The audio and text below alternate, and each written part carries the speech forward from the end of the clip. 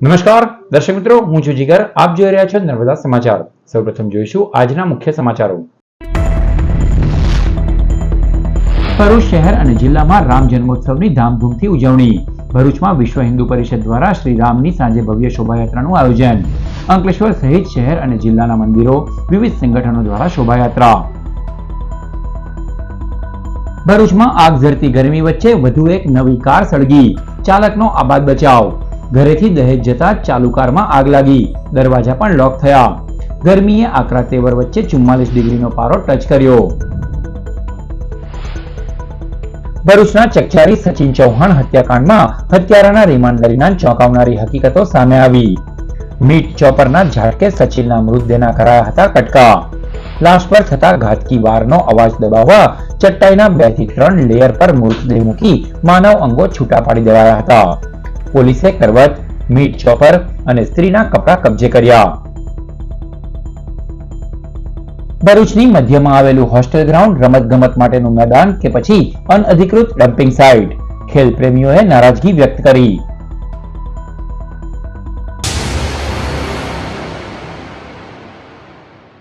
ભરૂચ શહેર અને જિલ્લામાં મર્યાદા પુરુષોત્તમ ભગવાન શ્રી રામના પ્રાગટ્ય દિવસની આસ્થાભેર ઉજવણી કરાઈ. ભગવાન શ્રી રામલલ્લા સહિતના મંદિરોએ રામ જન્મોત્સવની ઉજવણી સાથે શોભાયાત્રા, પૂજન અર્ચન, મહાપ્રસાદી સહિતના કાર્યક્રમો યોજાયા. ભરૂચમાં સાંજે વિશ્વ હિન્દુ પરિષદ પ્રેરિત રામ મહોત્સવની ભવ્ય શોભાયાત્રા સાંજે સોનેરી મહેલથી નીકળવાનું આયોજન કરવામાં આવ્યું હતું.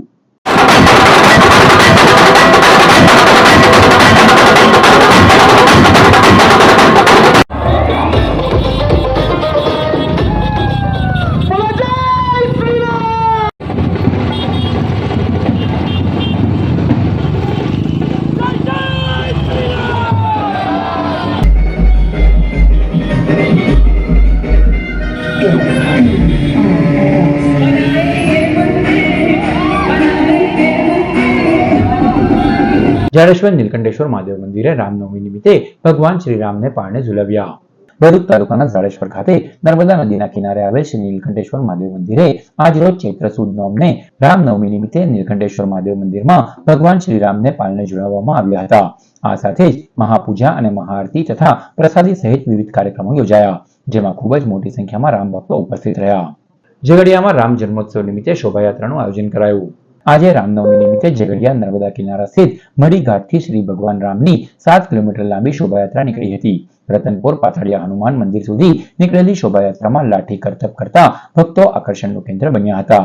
ડીજે પર રામધૂન, ભજનો અને ફટાકડા ફોડી રામ જન્મોત્સવના વધામણા કરવામાં આવ્યા. મોટી સંખ્યામાં ભક્તોએ ભંડારાનો પણ લાભો લીધો હતો.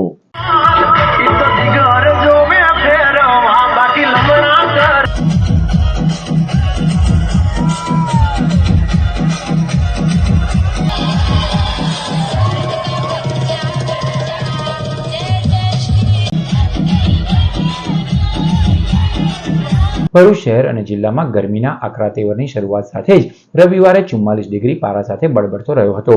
સતત બીજા દિવસે ત્રીજી કાર પણ સળગી ઉઠી હતી. એપ્રિલના આરંભ સાથે જ ગરમીની આગેકૂચમાં 2 દિવસમાં જ તાપમાન 40 ડિગ્રી પાર થઈ ગયું છે. રવિવારે ભરૂચમાં અંગ દઝાડતી ગરમી સાથે પારો 44 ડિગ્રીએ સ્પર્શી ગયો હતો.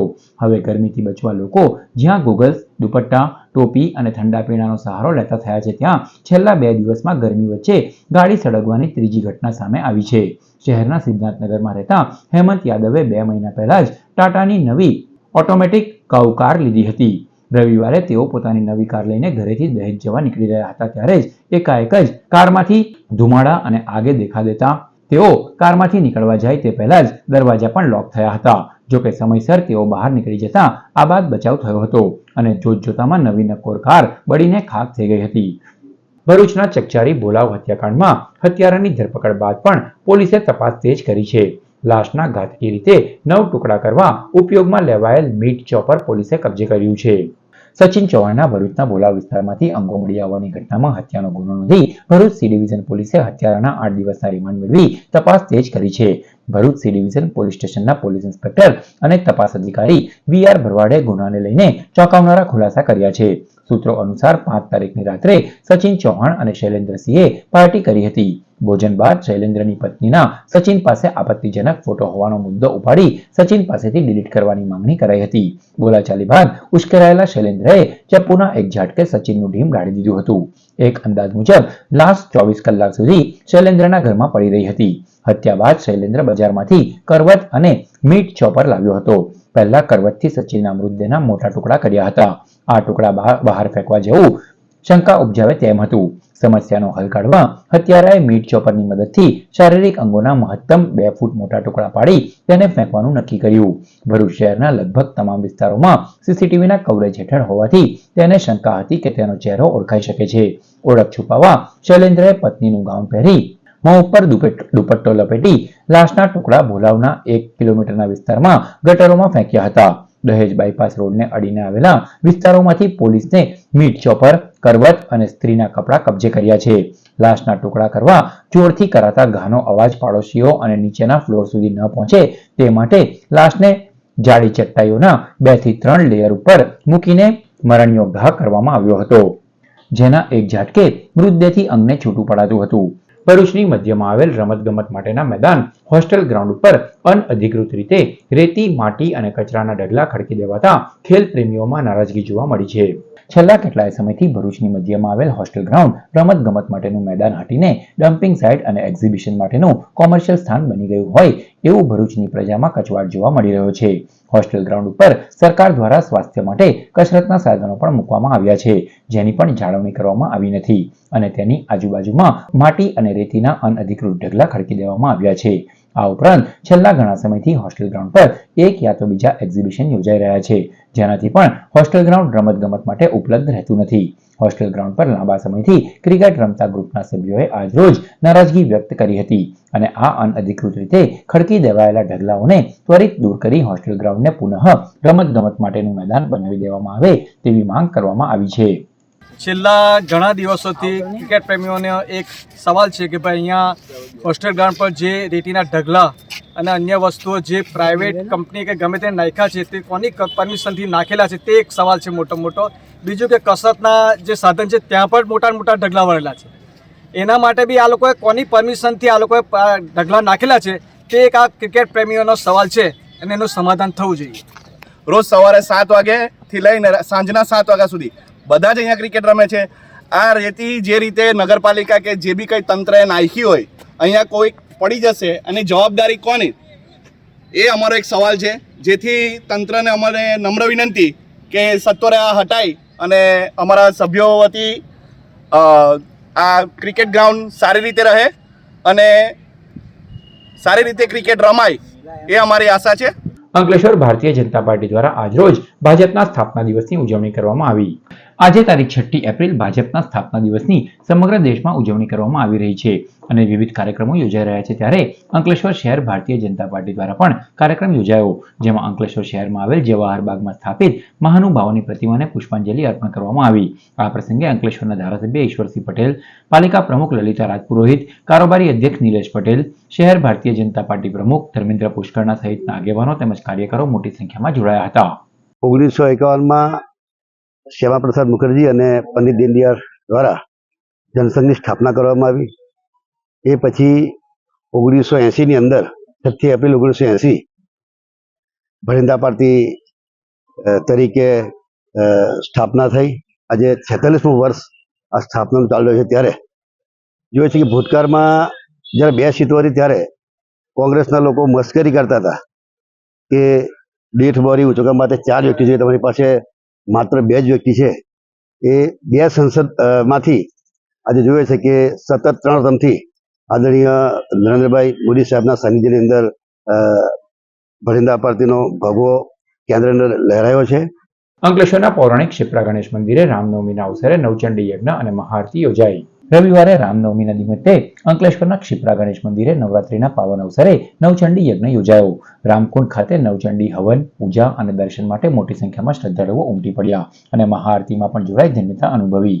આજે નવરાત્રિનો છેલ્લો દિવસ માતાજીનું દર વર્ષે નોમને દિવસે ચૈત્ર સુદ નોમ રામનવમીના દિવસે ઘોડીગાડી રામકુંડ ઉપર તેમજ અંકલેશ્વરના માનવથી સમર્પણ અને માટે નર્મદા માતાના મંદિરના સાનિધ્યની અંદર દર વર્ષે અમે નોમનો હોમ કરીએ છીએ. આજે પણ એક સંબંધમાં અમે નવકર્ણીનો હોમ રાખેલો છે. અંકલેશ્વર હાંસોટ માર્ગ ઉપર આવેલ શ્રી સિદ્ધ ટેકરી રામકુંડ તીર્થધામ તેમજ યુવા મિત્ર મંડળ દ્વારા સ્વૈચ્છિક રક્તદાન કેમ્પ યોજાયો. અંકલેશ્વરના શ્રી સિદ્ધ ટેકરી રામકુંડ તીર્થધામ તેમજ યુવા મિત્ર મંડળ દ્વારા અંકલેશ્વર હાંસોટ માર્ગ ઉપર આવેલ રામકુંડ તીર્થધામ ખાતે રવિવારના રોજ સ્વૈચ્છિક રક્તદાન કેમ્પ યોજાયો, જેમાં ઉત્સાહભેર યુવાનો અને આગેવાનોએ રક્તદાન કર્યું હતું. કેમ્પમાં અંકલેશ્વર શહેર ભાજપના પ્રમુખ ધર્મેન્દ્ર પુષ્કરણા સહિતના આગેવાનો તેમજ યુવા મિત્ર મંડળના સભ્યો ઉપસ્થિત રહ્યા હતા. એફડીડીઆઈ અંકલેશ્વરમાં સીબીએસઈ સ્કૂલના પ્રતિષ્ઠિત પ્રિન્સિપાલ્સના પ્રતિનિધિ મંડળનું ભવ્ય સ્વાગત કરાયું. એફડીડીઆઈ અંકલેશ્વરે સીબીએસઈ સ્કૂલનો પ્રતિષ્ઠિત પ્રિન્સિપાલ્સના પ્રતિનિધિ મંડળનું યજમાન થવાનું ગૌરવ પ્રાપ્ત કર્યું હતું. આ પ્રસંગે સીબીએસઈના વરિષ્ઠ અધિકારીઓ ડોક્ટર વિશ્વજીત શાહ, શ્રી સતીશકુમાર પહલ, રાજીવ પાંડે, ધીરેન શાહની ગૌરવમય હાજરી રહી હતી. એફડીડીઆઈ અંકલેશ્વરના એક્ઝિક્યુટિવ ડિરેક્ટર લલિત પ્રકાશજીએ તમામ મહેમાનોનું હાર્દિક સ્વાગત કર્યું હતું અને સંસ્થાની કૌશલ્ય વિકાસ અને ઉદ્યોગ શિક્ષણ સહયોગમાં મહત્વપૂર્ણ ભૂમિકા ઉપર પ્રકાશ પાડ્યો હતો. અંકલેશ્વર ઔદ્યોગિક વસાહતમાં નિર્માણ પામનાર પંચદેવ મંદિરનો શિલાન્યાસ કરવામાં આવ્યો. અંકલેશ્વર ઔદ્યોગિક વસાહતમાં આવેલ પંચદેવ પાર્કમાં પંચદેવ મંદિર ટ્રસ્ટ દ્વારા મંદિરનું નિર્માણ થવા જઈ રહ્યું છે, જેનો રામનવમીના પાવન અવસરે શિલાન્યાસ કરવામાં આવ્યો. શાસ્ત્રોક્ત વિધિ અનુસાર મંદિરનો શિલાન્યાસ કરાયો હતો, જેમાં મોટી સંખ્યામાં ભાવિક ભક્તો જોડાયા. મંદિરમાં ભગવાન શ્રી ગણેશજી, અંબાજી માતા, મહાદેવ મંદિર, રામ મંદિર તેમજ પવનપુત્ર હનુમાનજીના મંદિરનું નિર્માણ કાર્ય કરવામાં આવશે. અંકલેશ્વરના તીર્થક્ષેત્ર રામકુંડના 66મા વાર્ષિક મહોત્સવ નિમિત્તે શ્રી રામચરિતમાનસ કથાની રામનવમીના પાવન અવસરે પૂર્ણાહુતિ કરાઈ. અંકલેશ્વર હાંસોટ રોડ ઉપર આવેલ સુપ્રસિદ્ધ તીર્થક્ષેત્ર રામકુંડમાં 66મા વાર્ષિક ઉત્સવ નિમિત્તે મહંત ગંગાદાસ બાપુના માર્ગદર્શન હેઠળ વિવિધ ધાર્મિક કાર્યક્રમો યોજાયા હતા. આ અંતર્ગત શ્રી રામચરિતમાનસ કથાનું પણ આયોજન કરવામાં આવ્યું હતું, જેમાં બાળ સંત પ્રિયાંશુજી મહારાજ રામકથાનું અમૃતમય વાણીમાં રસપાન કરાવી રહ્યા હતા. આજ રોજ રામનવમીના પાવન દિવસે કથાની પૂર્ણાહુતિ કરવામાં આવી. અંકલેશ્વર જીઆઈડીસીમાં દક્ષિણ ગુજરાત વીજ કંપનીની કામગીરી દરમિયાન દુર્ઘટના સર્જાઈ હતી. ટ્રેક્ટરમાં વીજ કંપનીનો થાંભલો લઈ જતી વખતે તે પડી જતા કંપનીના કર્મચારીને ઈજા પહોંચી.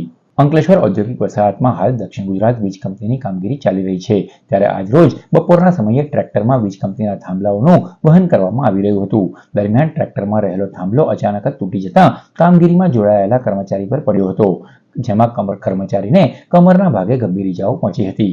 આ અંગેની જાણ કરવામાં આવતા જ 108 એમ્બ્યુલન્સ ઘટના સ્થળે દોડી આવી હતી અને ઈજાગ્રસ્ત કામદારને સારવાર અર્થે ખસેડ્યો હતો. ઉનાળાની શરૂઆત સાથે વાહનોમાં આગ લાગવાની સંખ્યાનો આંકડો પણ ચિંતાજનક સ્તરે પહોંચી ગયો છે. ભરૂચમાં 12 કલાકમાં 2 વાહનો ભડકે બળ્યા હતા. શનિવારનો દિવસ ભરૂચના ફાયર બ્રિગેડ માટે વ્યસ્ત રહ્યો હતો. સાંજના સમયે જાડેશ્વર વિસ્તારમાં સ્કૂલ વેન સળગી ગયા બાદ હજુ તો ફાયર કર્મીઓ રાહતનો શ્વાસ લે ત્યાં જ રાત્રે વધુ એક વાહનોમાં આગનો કોલ મળતા જ ફાયર બ્રિગેડ દોડી ગયું હતું. આગની આ ઘટના મુનશી મનુબરવાલા સ્કૂલ નજીક બની હતી. ગણતરીની પળોમાં જ કાર અગનગોળામાં પરિવર્તિત થઈ ગઈ હતી. સદનસીબે આગ ગંભીર સ્વરૂપ ધારણ કરે તે પહેલા કાર ચાલક વાહનમાંથી ઉતરી જતા તેનો આબાદ બચાવ થયો હતો. આગની બંને ઘટનામાં પોલીસે આગનું કારણ જાણવા તપાસ શરૂ કરી છે. ભરૂચમાં ડીજીવીસીએલ અને જિલ્લા પંચાયત દ્વારા સોલર મોડલ વિલેજ મુદ્દે 26 સરપંચો અને તલાટીઓ સાથે સેમિનાર યોજાયો. પીએમ સૂર્યઘર અને વીજળી યોજના હેઠળ ભરૂચ જિલ્લામાં 26 ગામોની પસંદગી કરાઈ છે. જે ગામ સૌથી વધુ સોલાર પ્રસ્થાપિત કરશે તેને મોડલ વિલેજ જાહેર કરી કેન્દ્ર તરફથી ₹1 કરોડની ફાળવણી કરવામાં આવશે. ભરૂચમાં મોડલ સોલાર વિલેજ સ્પર્ધાથી 26 ગામોના સરપંચ અને તલાટીઓને માહિતગાર કરવામાં કેજી ચોકસી લાઇબ્રેરીના હોલમાં સેમિનાર યોજાયો હતો, જેમાં ડીજીવીસીએલના અધિકારીઓ અને જિલ્લા પંચાયતના ડીડીઓ યોગેશ કાપસે સરપંચો અને ગ્રામજનોને યોજનાની માહિતી આપી માહિતગાર કર્યા હતા. આ સ્પર્ધા 6 મહિના સુધી ચાલશે. વિલેજ મોડલ સોલાર વિલેજ બનાવવાનું એક અભિયાન છે. એ અભિયાનમાં આજે અમે સેમિનાર રાખ્યો છે, જેમાં જે એલિજિબલ ગામો છે એમના સરપંચશ્રીઓ અને તલાટીશ્રીઓને બોલાવ્યા છે અને એમને આજે પૂરેપૂરી સમજ આપીશું. એની અંદર 6 મહિનાનો જે સ્પર્ધાનો ગાળો છે એમાં વિલેજ કોમ્પિટ કરશે. જે વિલેજ સૌથી વધારે સોલાર પ્રસ્થાપિત કરશે એને મોડલ સોલાર વિલેજ તરીકે સિલેક્ટ કરવામાં આવશે. ભરૂચ કસક મંદિરે રામનવમી નિમિત્તે કેક કટિંગ અને પૂજાનું આયોજન કરાયું. ભગવાન શ્રી રામના પ્રાગટ્ય દિવસની કસક મંદિરે ધામધૂમથી ઉજવણી કરાઈ. વિશેષ પૂજા દર્શન સાથે કેક કટિંગનું પણ આયોજન કરાયું હતું, જેમાં મોટી સંખ્યામાં ભક્તોએ દર્શન અને પૂજનનો લાભો લીધો હતો. ભરૂચમાં દાવતે ઇસ્લામી ઇન્ડિયા દ્વારા દારુલ મદીના ઇંગ્લિશ સ્કૂલનું ભૂમિપૂજન કરાયું. ભરૂચ અને કંથારિયાની સીમમાં દાવતે ઇસ્લામી ઇન્ડિયા દ્વારા દારુલ મદીના સ્કૂલનો સંગે બુનિયાદી કાર્યક્રમ યોજવામાં આવ્યો, જેમાં સંસ્થાની કોર કમિટીના ખાસ સભ્ય ઇબ્રાહીમ સાહેબ, એમડી હાજી સલમાન બાપુ, ડોક્ટર મોયુદ્દીન સાહેબ સહિત સ્થાનિકો મોટી સંખ્યામાં ઉપસ્થિત રહ્યા હતા. વિશાળ શૈક્ષણિક સંકુલ નજીકના ભવિષ્યમાં આકાર પામતા વિદ્યાર્થીઓને અભ્યાસમાં મદદગાર બની રહેશે. दावत इस्लामी इंडिया जो कि इंडिया की एक ऑर्गेनाइजेशन है, इसी की एक जो है वो स्ट्रीम है, एक जो है वो बॉडी है जिसको हम दारुल मदीना एजुकेशन फाउंडेशन कहते हैं. इसकी ऑलरेडी 2024 तक हमारी 37 स्कूल रन हो रही थी पूरे इंडिया भर में. अल्हम्दुलिल्लाह इस साल हम 8 न्यू कैंपसेस स्टार्ट कर रहे हैं, यानी 2025 में हमारे 45 स्कूल्स हो जाएगी. भरूच में हमारी रेंटेड प्रीमाइसेस में स्कूल चल रही थी. अब हमने अल्हम्दुलिल्लाह यहाँ पर अपनी एक लैंड परचेस कर ली है. 2.5 एकर्स की लैंड है. इसमें इंशाअल्लाह सवजल स्कूल बनेगी और बॉयज़ के लिए भी स्कूल्स होगी, गर्ल्स के लिए भी एजुकेशन की जो है पूरी सुविधा होगी और इंशाअल्लाह सवजल यहाँ पे एक अजीम शान हम एक इमारत कायम करेंगे. સોફ્ટ ટેનિસ સ્પર્ધામાં નેશનલ લેવલે મેડલ સાથે ભરૂચના ખેલાડીઓ ઝળક્યા. ગત તારીખ 26મી માર્ચથી 1 એપ્રિલ દરમિયાન 18મી sub junior national soft tennis સ્પર્ધાનું આયોજન લુધિયાના પંજાબ ખાતે કરાયું, જેમાં બહેનોની ઇવેન્ટમાં 4 ખેલાડીઓ ભરૂચના હતા. વંશિકા દાલમિયા, જીવિકા શાહ, ખનક પટેલ અને ખૂબી જૈન ગુજરાતની ટીમમાં પસંદગી પામ્યા હતા, જેઓએ અન્ય રાજ્યોની ટીમોને હરાવી ગુજરાતે ગોલ્ડ મેડલ મેળવ્યો છે. આ ઉપરાંત ભાઈઓની ટીમ ઇવેન્ટમાં ભરૂચના 2 ખેલાડીઓ કશ્યપ પટેલ અને નિવાન શાહે બ્રોન્ઝ મેડલ મેળવ્યો હતો. આ ઉપરાંત ખનક પટેલ અને અમદાવાદની ધ્વની નાગમઠે ડબલ્સ ઇન્ડિવિજ્યુઅલની ઇવેન્ટમાં બ્રોન્ઝ મેડલ મેળવ્યો છે અને જીવિકા શાહ અને અમદાવાદની મહેકે પણ ડબલ્સમાં બ્રોન્ઝ મેડલ મેળવ્યો છે અને ભરૂચ જિલ્લાનું નામ રોશન કર્યું છે. તાજેતરમાં પંજાબના લુધિયાણા ખાતે 18મી સબ જુનિયર સોફ્ટ ટેનિસ સ્પર્ધાનું આયોજન થયું, જેમાં ગુજરાતની બહેનોએ ગોલ્ડ મેડલ અને ભાઈઓએ બ્રોન્ઝ મેડલ પ્રાપ્ત કર્યો છે. આ ટીમની અંદર ભરૂચ જિલ્લાની કુલ 4 બહેનો હતી અને ભાઈઓ કુલ 2 હતા. 4 બહેનો વંશિકા દાલમિયા, જીવિકા શાહ, ખનક પટેલ અને ખૂબી જૈન હતા અને ભાઈઓમાં નિવાન શાહ અને કશ્યપ પટેલ હતા. આ તમામ ખેલાડીઓએ ભરૂચ જિલ્લાને ગૌરવ અપાવ્યું છે. ભરૂચની નંદિની પાર્ક સોસાયટીમાં શ્રીમદ ભાગવત સપ્તાહ જ્ઞાન યજ્ઞનું 14 એપ્રિલથી આયોજન કરાશે. ભરૂચ શહેરના લિંક રોડ સ્થિત નંદિની પાર્કના કોમન પ્લોટમાં પ્રવીણચંદ્ર ત્રિવેદી પરિવાર દ્વારા પિતૃઓના મોક્ષ અર્થે શ્રીમદ ભાગવત કથા જ્ઞાન યજ્ઞ આયોજિત કરાયો છે. આગામી 14મીથી કથા શરૂ થશે અને 20મી એપ્રિલે પૂર્ણાહુતિ થશે. જ્ઞાન યજ્ઞનું વ્યાસપીઠ પર દીપકભાઈ સંગીતમય શૈલીમાં રસપાન કરાવશે. ભરૂચના ઝનોર અને સિંધોદ ગામેથી 2 દીપડા પાંજરે પુરાયા. ભરૂચની પૂર્વ પટ્ટીના 2 ગામો ઝનોર અને સિંધોદમાં દીપડો દેખાતા ગ્રામજનોમાં ભય ફેલાયો હતો. દીપડાના વધી ગયેલા આંટાફેરા વચ્ચે સિંધોદ ગામે વાછરડીનું મારણ કરતા વન વિભાગે બંને ગામે પાંજરું ગોઠવ્યું હતું. બંને ગામમાં મુકાયેલા પાંજરામાં 2 દીપડા પુરાતા ગ્રામજનોએ હાશકારો અનુભવ્યો છે. વન વિભાગે બંને દીપડાને માનવ વસ્તીથી દૂર સુરક્ષિત સ્થળે છોડી મૂક્યા હતા. સમાચાર પૂર્ણ કરતા પહેલા મુખ્ય સમાચારો પર ફરી એક નજર. ભરૂચ શહેર અને જિલ્લામાં રામ જન્મોત્સવની ધામધૂમથી ઉજવણી. ભરૂચમાં વિશ્વ હિન્દુ પરિષદ દ્વારા શ્રી રામની સાંજે ભવ્ય શોભાયાત્રાનું આયોજન. અંકલેશ્વર સહિત શહેર અને જિલ્લાના મંદિરો, વિવિધ સંગઠનો દ્વારા શોભાયાત્રા. ભરૂચમાં આગ ઝરતી ગરમી વચ્ચે વધુ એક નવી કાર સળગી. ચાલકનો આબાદ બચાવ. ઘરેથી દહેજ જતા ચાલુ કારમાં આગ લાગી. દરવાજા પણ લોક થયા. ગરમીએ આકરા તેવર વચ્ચે 44 ડિગ્રીનો પારો ટચ કર્યો. ભરૂચના ચકચારી સચિન ચૌહાણ હત્યાકાંડમાં હત્યારાના રિમાન્ડ દરમિયાન ચોંકાવનારી હકીકતો સામે આવી. મીટ ચોપરના ઝાટકે સચિનના મૃતદેહના કરાયા હતા કટકા. લાશ પર થતા ઘાતકી વારનો અવાજ દબાવવા ચટ્ટાઈના 2 થી 3 લેયર પર મૃતદેહ મૂકી માનવ અંગો છૂટા પાડી દેવાયા હતા. પોલીસે કરવત, મીટ ચોપર અને સ્ત્રીના કપડા કબજે કર્યા. ભરૂચની મધ્યમાં આવેલું હોસ્ટેલ ગ્રાઉન્ડ રમતગમત માટેનું મેદાન કે પછી અનઅધિકૃત ડમ્પિંગ સાઇટ? ખેલ પ્રેમીઓએ નારાજગી વ્યક્ત કરી. તો આ હતા આજના નર્મદા સમાચાર. નવા સમાચારો સાથે ફરી મળીશું. નમસ્કાર.